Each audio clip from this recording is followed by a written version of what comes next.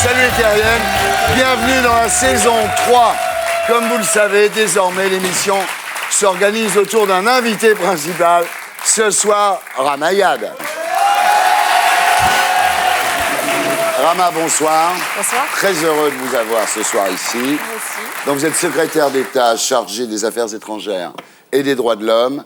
Et vous nous parlerez ce soir de votre livre, Les droits de l'homme expliqués aux enfants de 7 à 77 ans au seuil.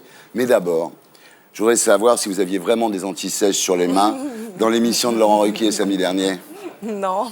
Non? Parce qu'à un moment, je me suis dit, elle a écrit sur ses mains Zemmour, c'est le petit con, et Nolo, c'est le gros con. Pour les reconnaître. Tout le monde en a parlé pendant une semaine. Ah oui, oui. Faut dire, les gens, ils n'ont que ça à faire, c'est Bah oui, incroyable. non, c'est pas ça, c'est que vous êtes une star. C'est impressionnant. À un moment, j'ai cru que sur ces antisèches, il y avait le nom du père de l'enfant, de Rachida Dati. Non, du tout. Bien, donc en P1, nous parlerons de vous, de votre livre, de votre job, en essayant de ne pas succomber à votre charme. Tiens. Ah ouais, là, je vous trouve très très jolie. C'est macho de dire ça à une fille quand on la trouve jolie? Peut-être mieux ça que l'inverse. Ah. Mais en même temps, ça ne suffit pas. En tous les cas, vous avez été élue Miss Conseil des ministres. Ah oui? Vous êtes la plus jolie du Conseil des ministres. Donc en P2, nous commenterons l'actualité de la semaine en compagnie de Liane Folly qui sort le DVD de son spectacle La folle parenthèse. Ensuite, Jean-Luc Mélenchon nous rejoindra. Vous savez que Jean-Luc Mélenchon vient de quitter le Parti socialiste. Il a signé au Real. Je ne sais pas si je me suis dit. Alors, en P3, nous recevrons Patrick Chenet pour son livre « Il est où Ferdinand, journal d'un père orphelin » qui est un livre absolument poignant, c'est extraordinaire. Oui. C'est vraiment, ouais, c'est formidable. Voilà, l'émission s'appelle « Salut les terriens » et le groupe « Les Gréments de Fortune ».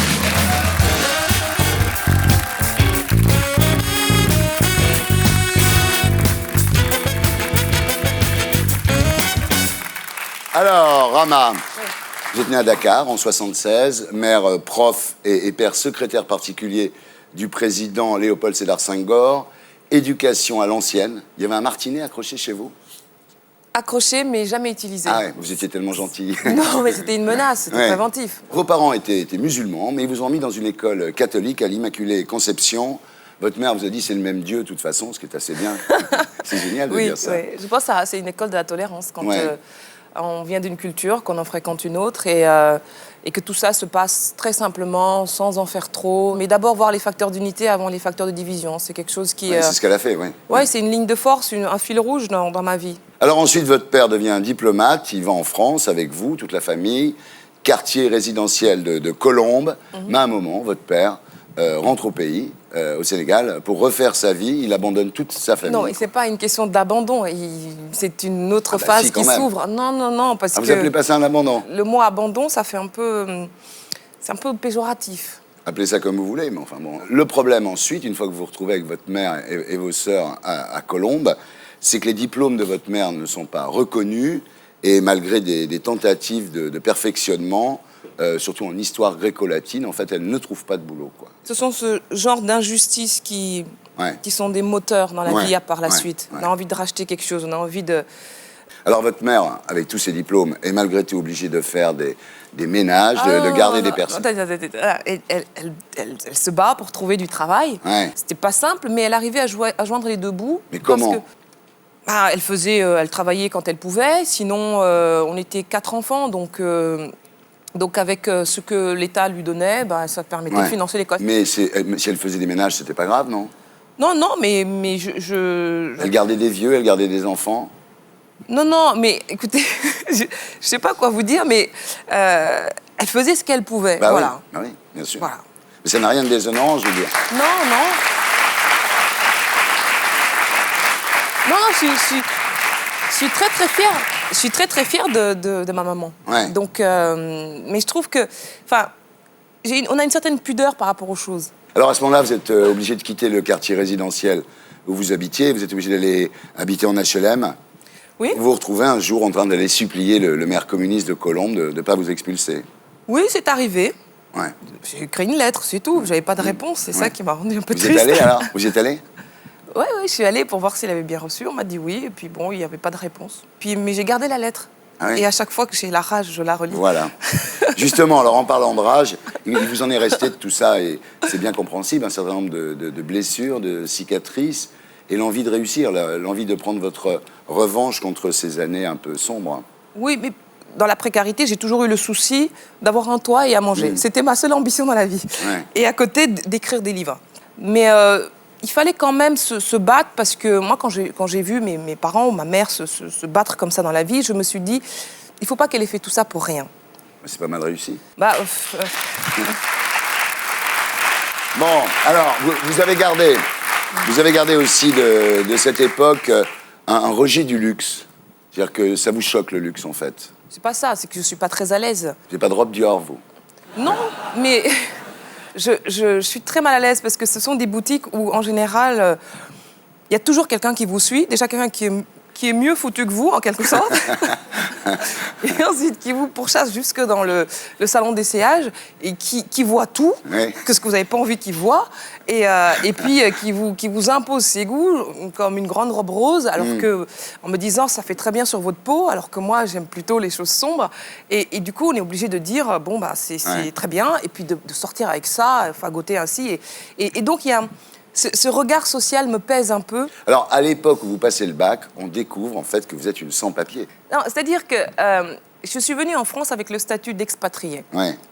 Et à un moment donné, je bascule dans le statut d'immigré. Et vous le sentez venir, ce truc-là. Le changement, c'est un changement de statut, c'est un changement psychologique, et on ne vous regarde plus de la même manière. Et je m'en suis rendu compte donc, au moment de passer un bac blanc, où là, on m'a demandé ma carte d'identité, et effectivement... Vous aviez un vieux papier tout froissé. Tout jaune, parce que je le tendais tout le temps, et donc j'ai tendu mon pauvre truc, et donc le surveillant m'a dit, devant tout le monde, ce papier est périmé, mademoiselle, vous ne pouvez pas passer votre bac blanc. Ah, vous êtes plus inquiet par ce que pensent les autres que par ce qu'ils viennent vous dire. Et après, bon, on s'est battu encore pour sortir de cette situation. En tous les cas, vous avez passé le bac, vous êtes devenue une brillante élève. Vous dites, j'ai décortiqué des poèmes et des versions latines à m'en faire pourrir les yeux. Oui, je suis devenue mieux à cause de ça. Ouais. Alors, vous avez fait donc Hippocane, Sciences Po, enfin, très bonnes études. Et un jour, le grand jour est arrivé. Voilà, j'ai rencontré le président de la... Et alors, comment c'était la première fois? Comment c'était? Il était derrière son bureau, debout, les manches repliées. Ah là là. Et puis, il ne me regarde pas, il tourne des feuilles sur son bureau en fumant un cigare. Donc, j'ai pas dit grand-chose. Il m'a dit, vous avez fait Sciences Po, c'est ça? J'ai dit oui, monsieur le ministre. Et puis, il m'a dit à la fin, qu'est-ce que vous voulez faire? Ouais. Je lui ai dit, je veux m'engager en politique. Et il m'a dit, on va vous tester, on va voir. Ouais. Et puis un jour, il m'a confié la parole lors d'un meeting. Et j'ai pris la parole, il a trouvé que j'avais de l'éloquence. Ah, vous êtes très bonne. Non, là, on voit la version latine, là, quand vous parlez. Ah non, mais c'est vrai. Vous avez un sens cicéronien de la phrase. Cicéronien. Bon. Et la veille, il m'avait prévenu la veille en me disant, toujours avec ce fameux cigare, je voudrais que tu t'exprimes lors du congrès de l'UMP, de l'investiture, entre Panafieux et Raffarin. Des gens qui, pour moi, je ne voyais qu'à la télévision. Ouais. Donc, c'était assez impressionnant. Et je lui dis, mais devant 20 000 personnes? Et là, il tire sur son cigare et il me dit, peut-être 50 000. Bon, stress. Et évidemment, j'ai passé la nuit à écrire. Et puis après, il fallait bien y aller. Voilà. Ça a marché, voilà. Et alors, il y a eu un autre moment très important aussi dans votre carrière politique, Rahma, c'est quand le 1er octobre 2007, Ban Ki-moon, à la tribune de l'ONU, se tourne vers vous et vous demande quelle est la position de la France. Et la France, ce jour-là, c'est vous. Oui, je me suis retournée pour me demander à qui il parlait. Ouais. Et puis c'était moi. Et là, j'ai eu le sentiment d'être un peu plus française. Ouais. C'est-à-dire d'être libre de l'être. Ouais. De ne pas avoir à choisir entre deux cultures et de représenter non pas les minorités ou les Noirs, mais de représenter un pays. Voilà. C'est un moment extraordinaire. Après les HLM de Colombes, c'est bien. Alors, vous avez un très, très beau parcours, et puis ça ne fait que commencer, vu votre jeune âge. Oh, on ne sait pas. Hein. Le problème, c'est qu'en fait, vous avez été nommé au nom de la discrimination positive, d'une certaine façon. Par rapport à Obama, qui a été élu, oui. vous avez été nommé. C'est quand même une différence de fond, quand même. Laissez-moi le temps d'être élu. Pensez que vous serez présidente de la République? Pourquoi pas? Je neige pas. Alors, bon, il y a un problème, Rama. C'est à quoi est-ce que vous servez dans ce gouvernement? Vous avez écrit dans votre livre, les dirigeants des autres pays n'aiment pas qu'on dise ce qui ne va pas chez eux. Oui. Donc, vous, votre boulot, c'est de dire ce qui ne va pas chez les autres. Vous voyez combien Ben non, mais je sais, c'est extrêmement compliqué. Mais... Sarkozy, il avait dit « je serai le président des droits de l'homme ». Il a reçu Bongo, Kadhafi, il est allé en Tunisie, en Chine, il a félicité Poutine. Bon, alors ça, c'est un résumé un peu rapide. Oui, comme tous les résumés. Rama. Il a aussi rencontré des démocrates. Oui, oui, le prince Charles, oui. Non, mais... Est-ce que Sarkozy s'est engagé, pendant que vous faites la promo de votre bouquin, à ne pas recevoir de dictateur pendant quelques semaines? Ce qui est important de savoir, c'est que moi, au début, je me suis dit, bon, il ne faut pas que je rencontre les dictateurs. Et là, je me suis dit, bon, je ne vais pas faire grand-chose. Ouais. Et au fond, je me suis rendu compte que ceux à qui je devais parler en priorité, c'était justement ces personnes-là. Oui, bah oui, pour faire la paix, c'est avec son ennemi, oui, c'est ça. Oui. Pour les emmener, les inciter à évoluer. Vous pensez bien que ces gens-là, ils tiennent des bleds par la terreur, c'est pas vous qui allez les faire évoluer. Non, mais moi, je dis pas que je vais changer le monde. Ouais. Je vais faire de mon mieux. Ouais. Donc, quand par exemple, on arrive à faire voter par l'Europe des mesures pour lutter contre les violences faites aux femmes, en donnant instruction à nos ambassades de mettre ce sujet au top de leur agenda. Bah écoutez, on sauve des tas de femmes avec ça. Quand on demande à des États qui condamnent l'homosexualité de nous rejoindre à l'ONU autour d'une déclaration qui appelle à la dépénalisation de l'homosexualité, je vous assure enfin, ils ne le font pas non plus. Hein. Ah bah bien sûr que si. Ah oui. Ça sera d'ici fin décembre. Ah bah très bien. Et il y aura des États qui vont nous rejoindre et en conséquence, ça va changer la législation dans leur pays. Donc c'est pas rien. Vous pensez que vous êtes utile, quoi? Bah, je pense que vaut mieux faire ce que je fais que rien du tout. Ça, c'est vrai. Cette histoire des droits de l'homme qu'on exporte, là, est-ce que c'est pas un peu du néocolonialisme, quand même? Parce que aller apprendre aux gens à vivre comme nous, c'est penser d'abord que nous, on a un meilleur style de vie qu'eux, et ensuite on leur impose. Alors vous, c'est plutôt gentil. Les Américains en Irak, ils leur ont imposé la démocratie avec des bombes et des chars d'assaut. Mais est-ce que c'est pas du néocolonialisme, ça? Les valeurs qu'on promeut, c'est pas des valeurs occidentales, ce sont des valeurs universelles. C'est ça, alors. C'est ça la différence. Oui, non, mais bon, c'est vous qui appelez ces valeurs occidentales universelles, mais il y a des gens qui vous disent, nous, c'est pas nos valeurs. L'homosexualité, par exemple, vous pouvez pas imposer à des gens qui n'ont pas envie de reconnaître l'homosexualité, de la reconnaître parce que nous, on l'a reconnue. Enfin, mais on ne demande pas ça. Ouais. On dit simplement que quand la dignité humaine est atteinte, quand les gens ne peuvent pas être libres de vivre et qu'ils risquent la prison juste parce qu'ils ont choisi telle ou telle identité sexuelle, ça, ce n'est pas normal. On leur demande juste de respecter la dignité humaine. Moi, je pense que, par exemple, sur les femmes, une femme congolaise, une femme tunisienne, une femme égyptienne doit avoir les mêmes droits qu'une femme parisienne. Quand vous voyez qu'au Congo, par exemple, il y a eu entre 50 000 et 100 000 femmes violées, qu'est-ce que vous dites? Vous dites, ah bah c'est comme ça chez eux, on n'y touche pas? Non. Ici, en France même, pendant des années, on a excisé dans ce pays. Et les infirmiers, les gynécologues, certaines assistantes sociales ne pouvaient pas l'ignorer. Et bien, qu'est-ce qui s'est passé à l'époque? Il y avait une partie de la classe politique un peu tolérante, bien pensante, a dit, ah, c'est les traditions culturelles, il faut respecter. Moi, je ne crois pas qu'on puisse parler de respect de la tradition culturelle quand on coupe le clitoris à une petite fille. Voilà, parce que ces choses-là, ces mêmes personnes ne les accepteraient pas pour leur propre enfant. Mais le fait de l'accepter pour les autres, d'accord, c'est le comble de l'arrogance. C'est le comble de l'arrogance. Alors, Rama, vous avez déclaré, ministre, c'est dur. Je pensais qu'il y aurait plus de bonheur. Oh non, c'est charmant. Oui. Non, c'est la vérité. Ça manque un peu de bonheur, le truc. Oui, non, mais il n'y a pas de ministère joyeux, je pense. Hein. Ouais. Bah, sinon, dites-le moi, oui, je vais candidater. Je réfléchis quel ministère peut être joyeux, oui. Est-ce que vous allez conduire la liste UMP Île-de-France aux prochaines élections européennes? Alors, je ne sais pas encore. Je me dis que j'ai le temps de la réflexion, et, parce que ce sont des choix qui impactent quand même sur votre vie et pendant longtemps. Mais vous allez vivre à Strasbourg, vous? Je n'en sais rien. Non, mais vous connaissez. Et votre mari, qu'est-ce que vous allez en faire de votre mari? Si j'y vais, je l'amène avec moi. Ah, il a de la chance. Voilà, en fait nous retrouverons Jean-Luc Mélenchon et Yann Folly pour commenter ensemble l'actualité de la semaine.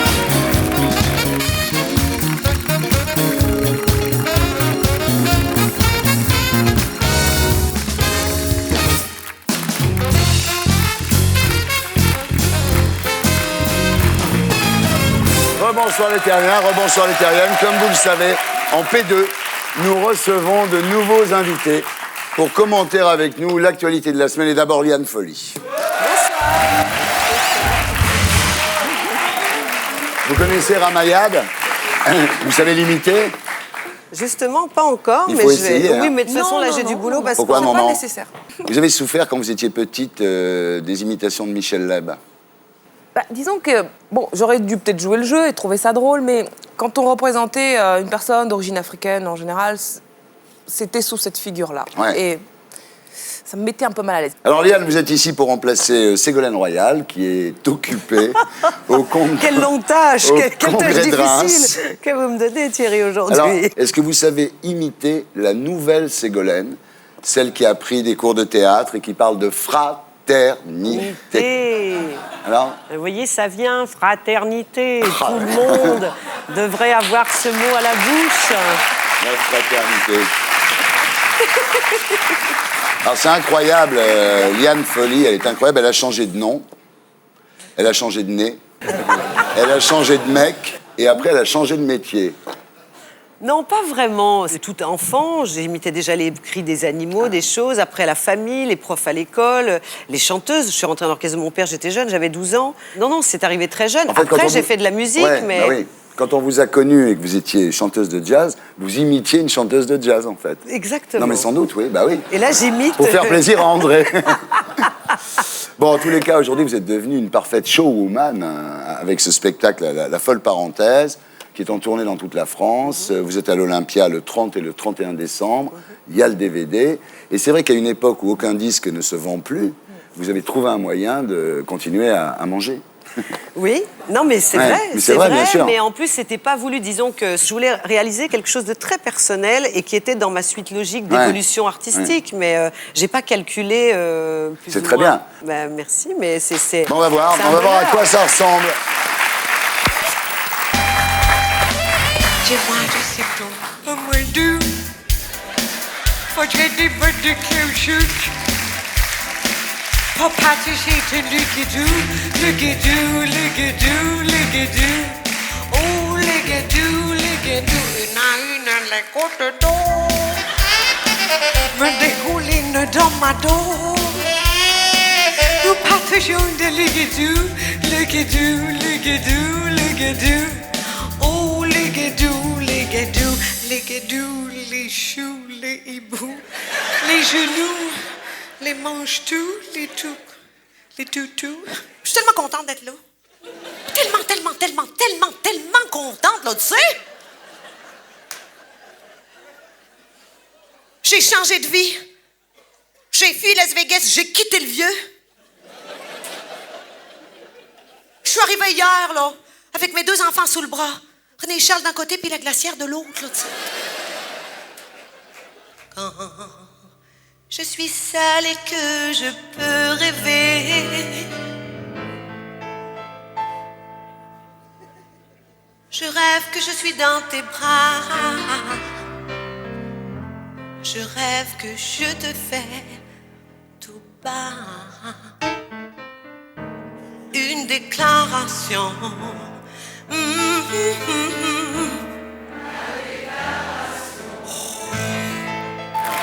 Voilà, la folle parenthèse. Grâce à Dieu, ça a été plus qu'une folle parenthèse parce que ça continue là. Puis alors Ségolène est revenue sur le devant de la scène. On va faire une interview Ségolène, le retour.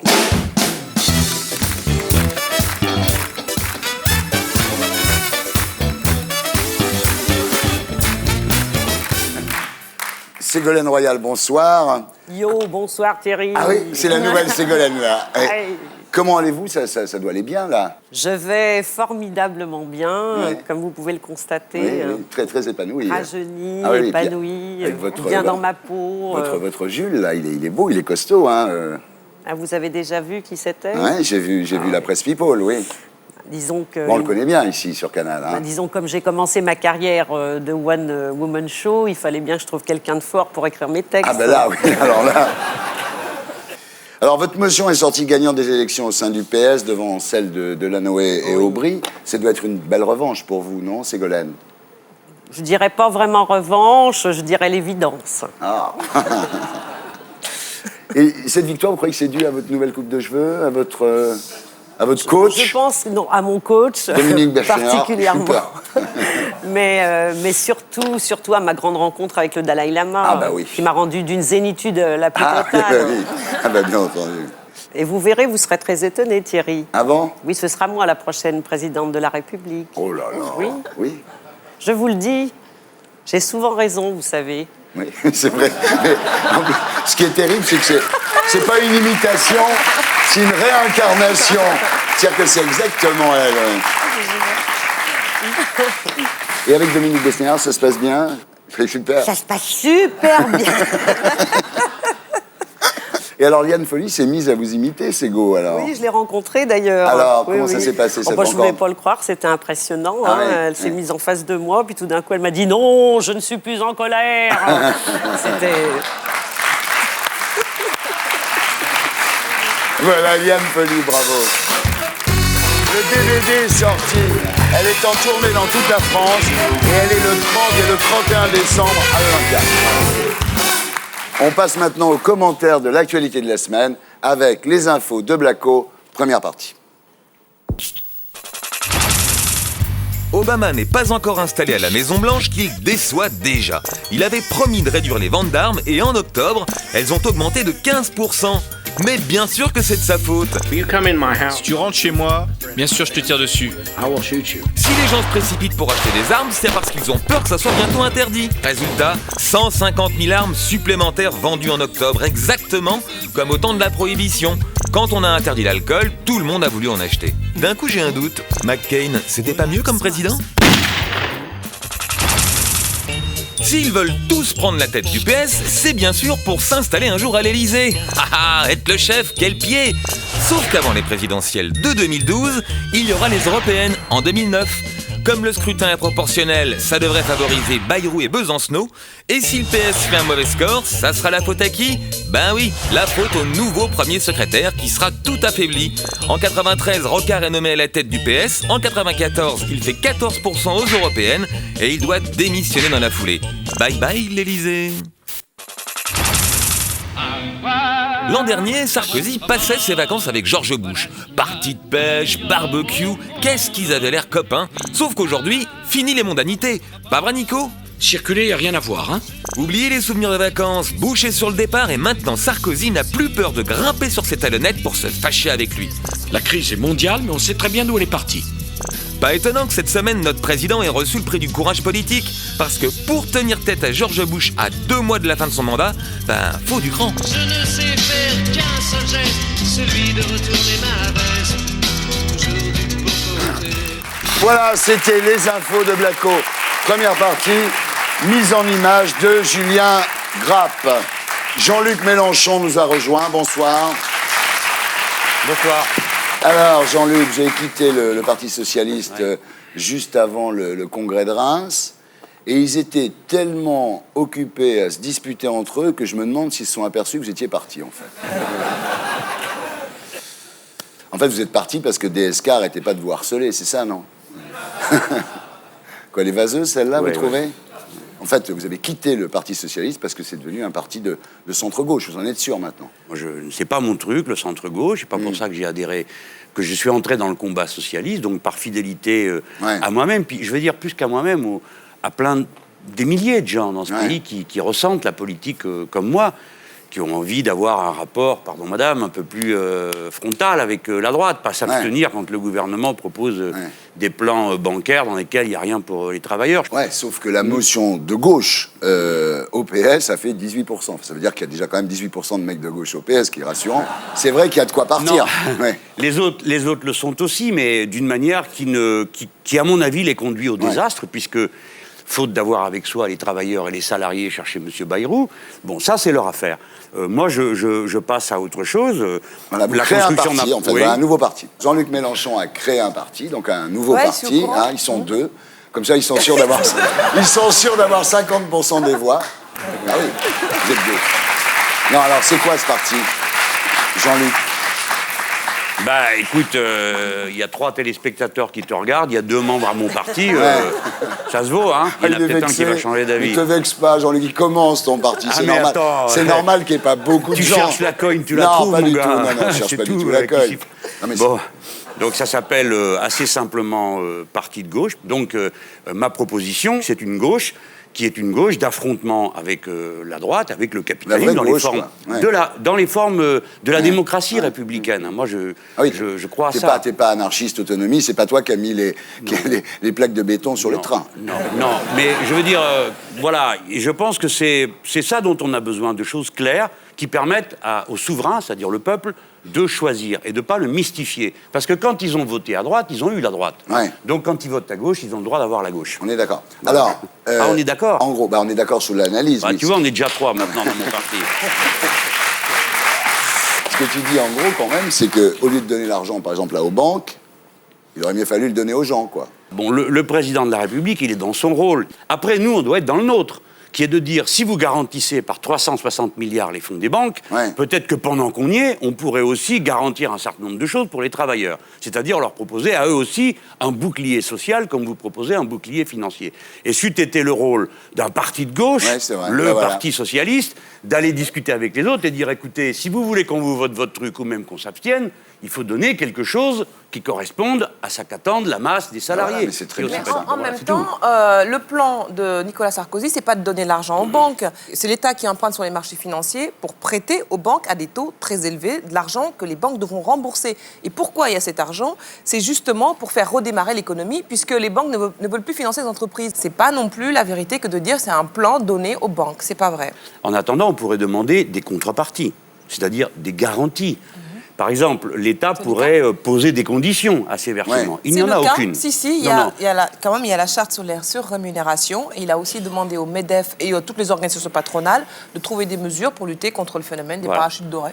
Moi, je ne demande pas au MEDEF gentiment s'il veut bien modérer les rémunérations des patrons.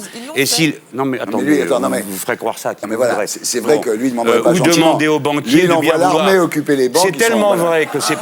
Écoutez, c'est tellement vrai que c'est pas vrai que les mêmes continuent dans leur salle de change à faire leur besogne. Par exemple, ces personnages qui, à la caisse d'épargne, ont continué à jouer et à spéculer jusqu'à envoyer la caisse d'épargne dans le mur pour 600 millions. Oui, mais ça... Le peuple ils ont été sanctionnés entre eux. Alors, vous voyez, il y avait matière à discuter. Au lieu de tout ça, mes amis du Parti socialiste ont choisi de dire, ils avaient tellement peur qu'on les prenne pour des irresponsables que les uns ont voté pour le plan dans la commission des finances et les autres ont tous fini par se décider de s'abstenir dans l'Assemblée nationale. Oui, j'ai rien à ajouter, puisque M. Mélenchon vient de dire ce qui s'est passé, à savoir que si des gens au Parti socialiste ont voté pour ce plan ou se sont au minimum abstenus, c'est que ce plan était complètement équilibré. Et voilà. Et c'est pour ça qu'il s'en va du Parti socialiste. C'est pour plus entendre ça. Voilà. Et donc, je crée le parti de gauche, ça s'appelle comme ça. Je vais avec ceux qui voudront bien, je pense en particulier au Parti communiste, mais je vais aussi m'adresser à Besançon et à d'autres. Je voudrais que nous fassions un front de gauche aux prochaines élections qui vont avoir lieu, parce que c'est là que le peuple vient avec un bulletin de vote pour décider ce qu'il choisit. Donc, je donne rendez-vous à tout le monde aux élections européennes et mon projet est de faire en sorte que le front que nous constituerons, le front de gauche, soit et devant la droite et devant le Parti socialiste. Et des soviets partout. J'ai pas dit ça. Je plaisante. D'accord, tu plaisantes, mais moi je plaisante pas. Ouais. On continue le passage en revue de l'actualité de la semaine avec les infos de Blacko 2. Cette semaine, les fans faisaient la queue jusqu'à minuit pour acheter le nouveau jeu World of Warcraft. 11 millions de personnes vivent dans ce pays virtuel, soit plus qu'en Grèce, en Belgique ou au Portugal. Faut dire que de nos jours, les sorties au ciné, au resto ou en boîte sont hors de prix. La vraie vie, c'est un luxe réservé aux riches. Alors pour les pauvres, on a créé les mondes virtuels. Pour 13 € par mois, ils peuvent se réfugier des journées entières dans un pays imaginaire. D'accord, c'est peuplé de monstres, mais c'est toujours moins flippant que de voir débouler les huissiers pour de vrai. C'est la règle de base du journalisme, on ne parle pas des trains qui arrivent à l'heure. En revanche, quand 160 trains arrivent en retard à cause de dangereux terroristes anarchistes, là oui, ça fait la une des journaux.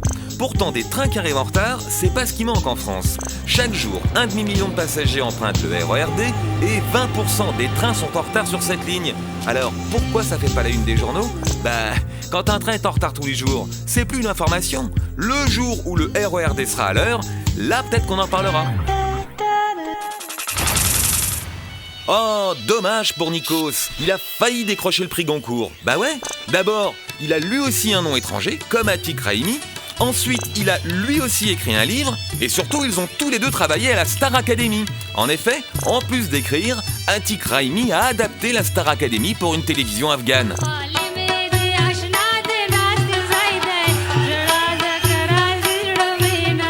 Oh, quelle sale année pour Nikos. Déjà que les audiences de la Starac s'effondrent, voilà qu'en plus, il rate le Goncourt.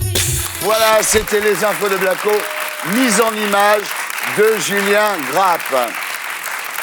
Alors ça y est, les droits de l'homme ont gagné, il y a la Starac en Afghanistan, c'est formidable, tout le monde va adorer la Starac, tout le monde va manger des McDo, etc. Voilà. Ça fait partie aussi, alors bon, on n'est pas obligé de prendre ce qu'il y a de moins intéressant dans la culture occidentale. Elle est mignonne. Oui, mais les droits de l'homme, c'est aussi le droit de vivre dignement de son travail. Ouais. D'accord? Il y a 7 millions de pauvres dans ce pays, dont 3 millions de travailleurs, et tout à l'heure, on a montré, quand on peut faire un commentaire qui est magnifiquement fait. Peut-être que Blakowski, tu peux l'intégrer à ton nouveau parti. Ah oui, ça fait plaisir, 3. hein.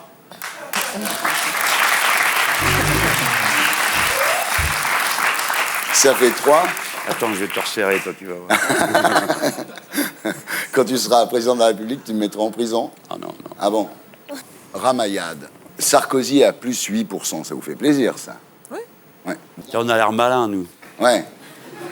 Vous pensez qu'il gère bien la crise? Manifestement, les Français le pensent. Voilà. C'est lui quand même qui parle de moralisation de la vie financière. T'entends?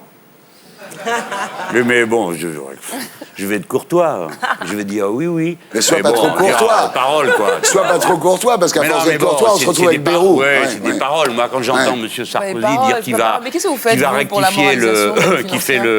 qu'il va rectifier le capitalisme, voilà quoi. Je vois d'autres gens, par contre, qui ont pris leur courage à deux mains avec le peu qu'ils avaient et qui ont essayé d'inventer d'autres manières de vivre ensemble. Je pense aux Boliviens, aux Vénézuéliens, aux Argentins, aux Uruguayens. Tout cela, ils essayent. C'est ça que tu veux, non mais... Oui, parce qu'on leur a passé sur le corps le libéralisme et ils ont essayé d'inventer une autre forme. Là, c'est pas des paroles sur la moralisation du capitalisme, c'est un changement de système qu'ils sont en train de faire.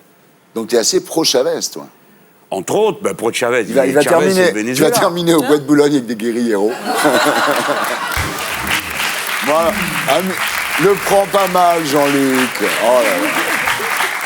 Bien, alors oui, on va voir si vous avez bien suivi l'actualité de la semaine. On passe au champion de lecture.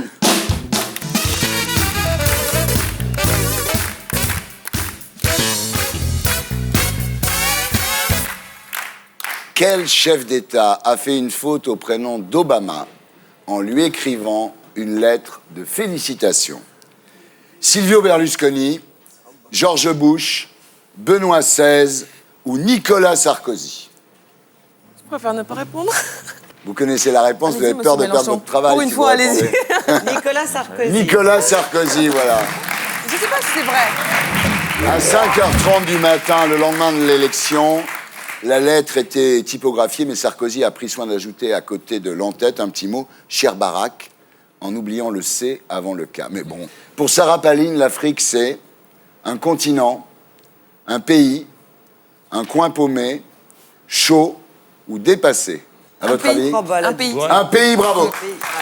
Elle croit que l'Afrique, c'est un pays. Oui, mais c'est pas la seule. Hein. L'enseignement est tellement mal fait aux États-Unis que dans un sondage, ils avaient constaté que 60% des personnes sondées pensaient que le Nicaragua était un département de l'URSS. Ici, quand on voit un Africain, on voit un Africain. On se dit ça, pas. c'est vrai, ça. Est-ce qu'on se demande pas s'il est malien, s'il est burkinabé, s'il est sud-africain? Ça, c'est Il vrai. est africain. Moi, dans l'Afrique, ce que j'aime bien, c'est les filles sénégalaises. Je les trouve très jolies. Mais je suis française, moi. Pourquoi vous me regardez Non, comme mais ça? je vous dis parce que vous en connaissez sûrement. Ouais. Non, mais qu'est-ce que l'Élysée a empêché Rachida Dati de faire?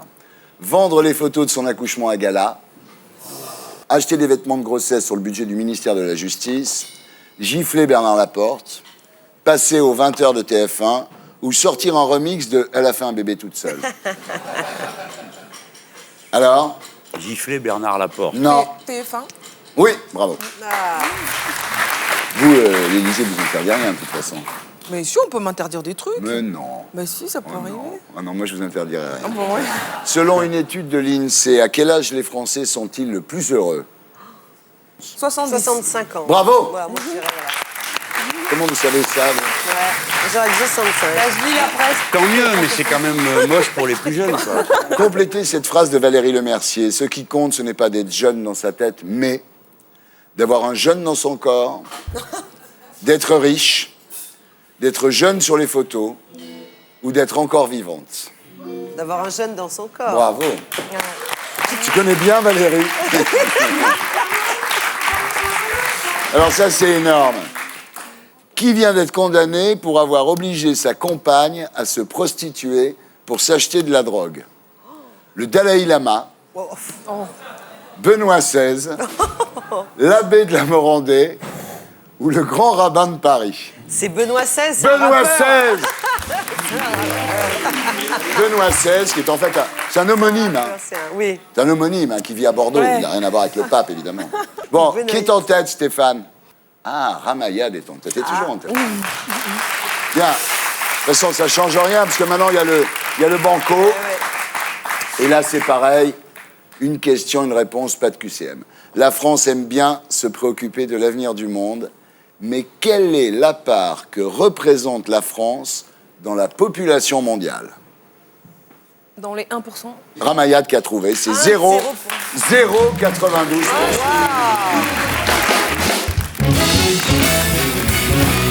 J'accueille maintenant Stéphane Guillon.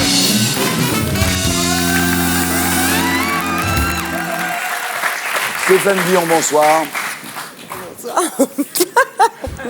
Comment on va? C'est ma seule copine dans le métier, donc j'en profite. Bonsoir. Mais d'abord, le zapping. C'était le zapping. À vous, Stéphane Guillon, pour la semaine de Stéphane.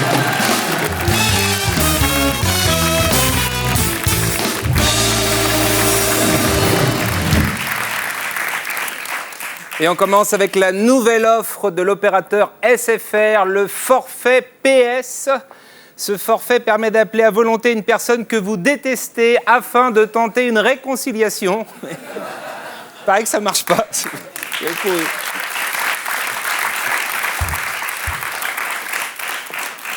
Dans le JDD, Anne Sinclair s'enthousiasme de la victoire d'Obama. C'est normal, hein. Un homme avec autant de pouvoir et qui ne couche qu'avec sa femme, ça doit remuer des choses. Un maître chien ivoirien réclame sa régularisation. Un ivoirien sans papier? Ah non, c'est non, non, non. Hortefeux voudra jamais. Le chien, c'est quoi? Un malinois? Pure race? Il a son pédigré? Bon, ok, le chien, c'est d'accord, on fait un geste. Hey, j'ai dit un chien, c'est d'accord. Pas deux.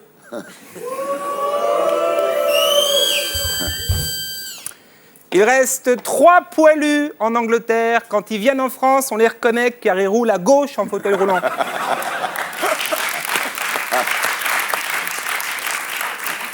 Les baladeurs MP3 perturbent les appareils cardiaques. C'est le moment d'offrir un iPod à mamie pour Noël.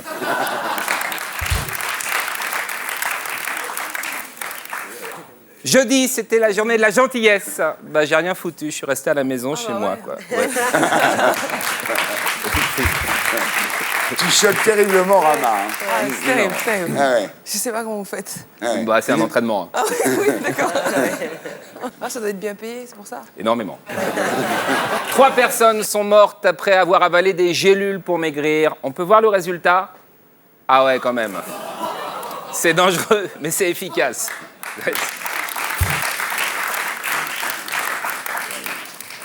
Après une matinée passée à Verdun, Nicolas et Carla Sarkozy ont visité l'Expo Picasso. Ils se sont fait une journée gueule cassée qui aurait pu s'achever en allant applaudir Franck Ribéry au Bayern de Munich.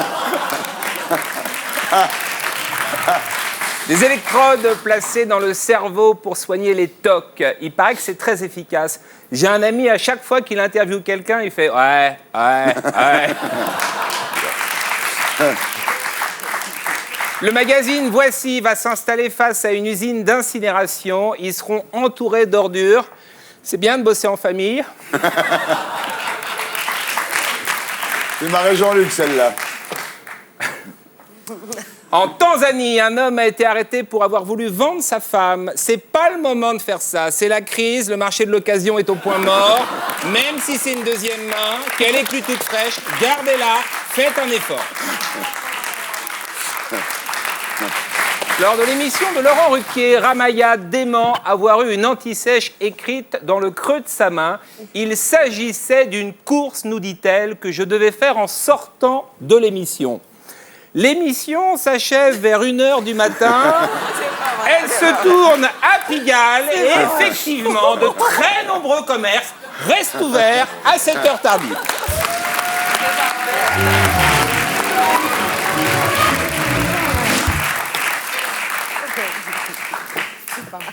Menteur. Ça doit être bien payé, hein. Une femme de 67 ans est morte écrasée par un corbillard qui effectuait une marche arrière. Moi qui suis un grand fan d'humour noir, à titre posthume, j'aimerais qu'on applaudisse très fort cette dame, s'il vous plaît.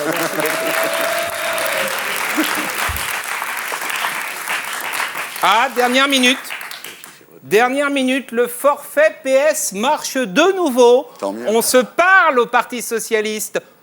Gourde dangereuse, loser aigri, flingueuse, ringard. Dominique Besnéard pense que Ségolène pourra rassembler la grande famille du PS. Bien sûr, l'important, c'est pas les mots, c'est ce qui se dégage de la personne. Regardez ses visages, on sent tout de suite le bonheur, la fraternité, l'envie de se retrouver, de serrer l'autre dans ses bras, c'est ça qui est beau. Le reste, c'est des ragots de journalistes, c'est immonde. De toute façon, Mélenchon, j'ai du mal à le dire, Mélenchon, il a fait une erreur. T'aurais jamais dû partir, ma poule. Tu vas le regretter, tu vas te mordre les doigts. Ouais, Stéphane Billon. Pascal, bravo. Jean-Luc, je vais vous laisser filer. Hein. Merci d'avoir été avec nous. Voilà, nous, on se retrouve après la pub avec Patrick Chenet pour la suite de Salut les Terriens.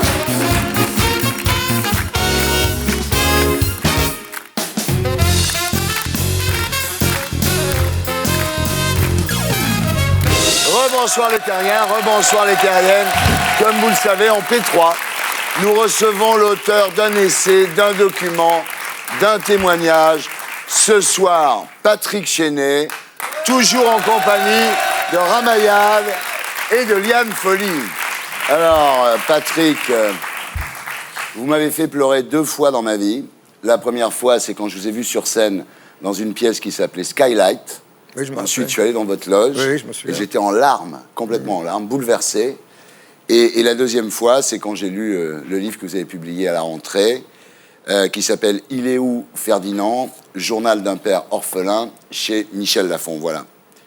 Alors, le vendredi 13 octobre 2006, à 3h19 du matin, votre fils Ferdinand meurt dans un accident de voiture porte d'Auteuil. Il a 20 ans. Après une représentation de Soleil Noir, il était comédien, et une soirée bien arrosée. Un ami le raccompagne, il a 1,68 grammes d'alcool dans le sang, il prend le périph' dans le mauvais sens et il percute une voiture qui arrive en face. Les 2 conducteurs s'en sortent, pas Ferdinand. Ferdinand n'est plus là et vous décidez d'essayer de le faire vivre en écrivant au jour le jour, à partir de ce moment-là. Oui, c'est une seconde naissance. J'ai été obligé de faire l'apprentissage d'un nouveau monde. C'est-à-dire qu'en fait, à partir du moment où Ferdinand disparaît, vous recommencez à apprendre à vivre dans un monde différent du précédent. Oui, enfin, c'est-à-dire qu'il y a effectivement, il y a toujours, quand il arrive ce genre de catastrophe, il y a avant et après, si je peux dire. Et évidemment, c'est pas pareil. Hein. C'est quand on a perdu son fils. C'était une façon de le faire vivre quelques années de plus. Ouais. Essayer de prolonger non pas sa vie, mais en tout cas son existence, d'une autre manière, puisqu'il n'est plus là, en parlant de lui, en faisant des films, ce que j'ai fait un film, et puis en écrivant ce bouquin, qui est un espèce de journal. Vous lui parlez, peut-être qu'il vous écoute, vous n'en savez rien en fait. Alors c'est une grande question, parfois, oui, parfois j'avais l'impression que peut-être ils pouvaient m'écouter, m'entendre, et qu'on pouvait dialoguer, ou en tout cas ils m'envoyaient des signes. Je suis pas sûr. Ouais. Vous lui dites que vous l'aimez, vous lui dites « Je t'aime, mon grand, t'as l'avantage d'être mort, ça facilite les aveux. » Et on se rend compte en lisant cette phrase que les gens qu'on aime, quand ils sont vivants, on leur dit pas assez qu'on les aime. Et là, bon, vous lui avez dit quand il était vivant, mais là, d'un seul coup, évidemment, ça, c'est plus facile. Je pense que c'était pas bien c'est pas très bien de dire toujours à ses enfants qu'on les aime. Enfin, en tout cas, moi, c'est pas mon truc. Et une fois qu'il est plus là, évidemment, ça prend des proportions. Ouais. Quand j'ai lu votre bouquin, j'ai appelé mon fils. Je lui ai dit je t'aime. Oui, oui. J'en reçois beaucoup de lettres de ce genre-là. Je l'ai appelé, je lui ai dit je t'aime, tu es la prunelle de mes yeux. Je lui ai dit.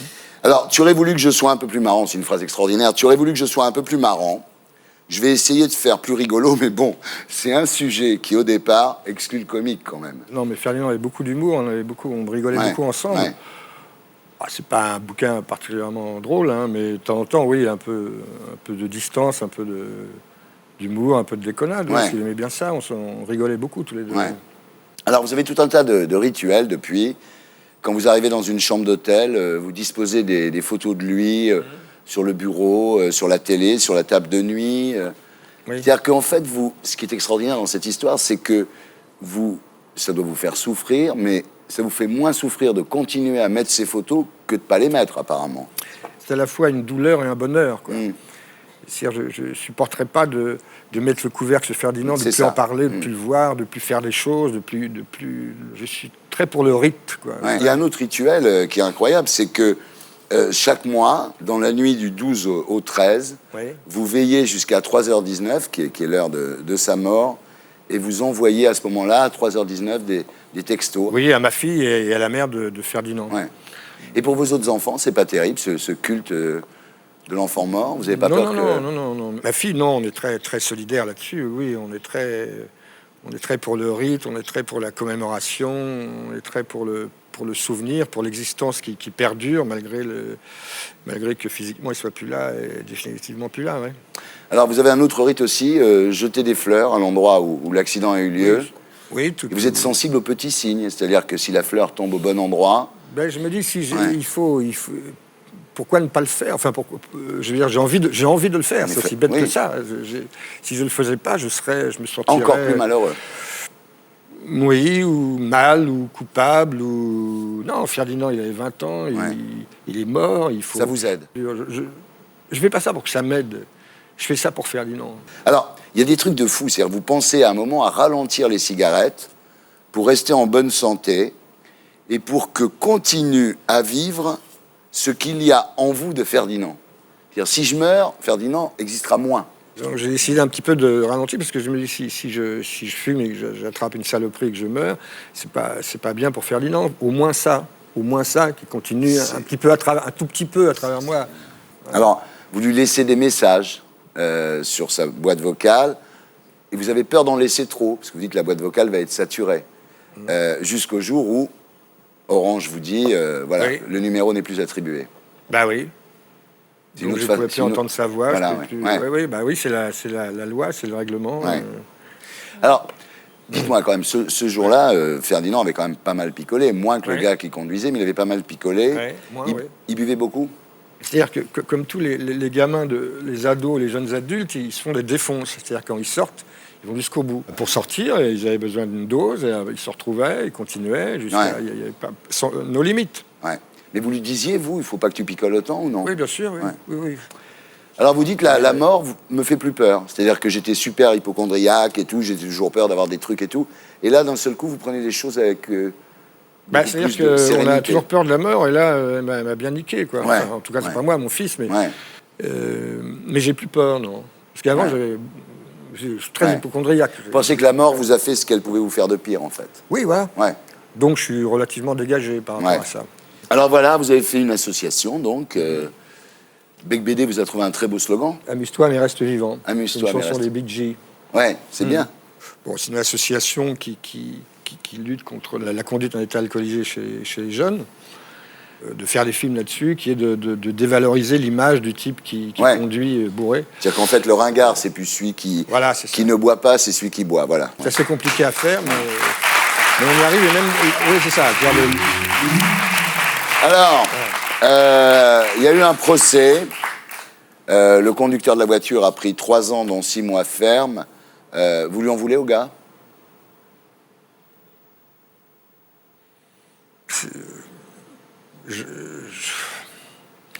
Oui et non, j'en sais rien. Parfois, oui. J'ai jamais eu de grande colère. J'ai eu... Dans le bouquin, vous avez des mots... Connard. Voilà. Connard, c'est pas terrible. Pas très méchant, non, absolument. C'est un connard parce qu'il n'était pas à la hauteur. Je dis qu'il n'était pas à la hauteur, c'est tout. Il a picolé, voilà. Oui, c'est ce que vous dites. Il a picolé, il n'a pas maîtrisé la situation. Il n'a pas maîtrisé. Vous savez, moi je crois que conduire bourré, c'est pas un tabou. Tout le monde le fait, tout le monde l'a fait. On revient d'une soirée, d'un restaurant. Et je pense que le jour où dans les consciences, dans les esprits, on se dira que conduire bourré, un peu allumé, même un peu pété, c'est un tabou, ça se fait pas, c'est transgresser une loi dure, à ce moment-là, on aura gagné. Ouais. Donc c'était Salut les Terriens, avec Patrick Chenet. Il est où Ferdinand, chez Michel Lafon, Home Sweet Home de Didier Le Pêcheur, Ramayad, les droits de l'homme, expliqués aux enfants de 7 à 77 ans au seuil. Merci d'avoir été avec nous. Yann Folly, le DVD de La Folle Parenthèse, son spectacle extraordinaire. L'Olympia le 30 et le 31 décembre, en tournée dans toute la France. Voilà. Jean-Luc Mélenchon, pour son nouveau parti, le Parti de gauche. Voilà. Je vous laisse en compagnie de mes amis de Groland Magazine. À la semaine prochaine. Salut les terriens.